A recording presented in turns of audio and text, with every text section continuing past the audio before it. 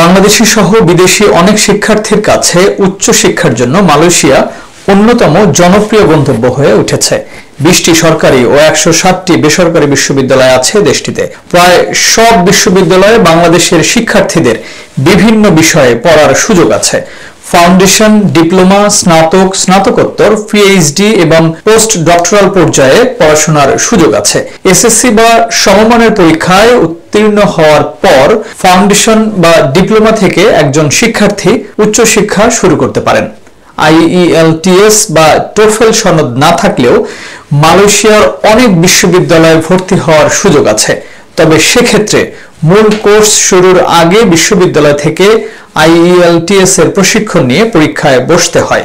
বিদেশি শিক্ষার্থীদের পড়াশোনার জন্য জনপ্রিয় গন্তব্য হয়ে ওঠার অন্যতম কারণ হলো বিশ্বের শীর্ষ র্যাঙ্কিংয়ে থাকা বিশ্ববিদ্যালয়, কম টিউশন ফি এবং স্বল্প অর্থে জীবনযাপন।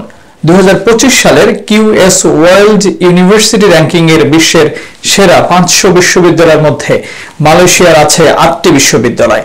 যুক্তরাষ্ট্রের তুলনায় প্রায় 2/3 কম খরচে পড়াশোনা ও জীবনযাপনের খরচ। কানাডা ও আয়ারল্যান্ডের তুলনায় এ খরচ অর্ধেকে নেমে আসে। বৃত্তিসহ অন্য সুবিধা তো রয়েছেই। দেশটিতে স্নাতক পড়তে বছরে গড় খরচ মাত্র $6,000।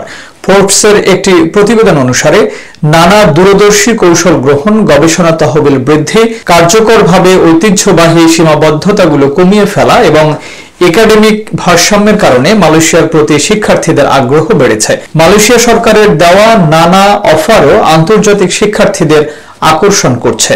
যেমন পড়াশোনা শেষে বা পড়াশোনা পরবর্তী কাজের নীতিমালার ক্ষেত্রে নানা পরিবর্তন এনেছে দেশটি।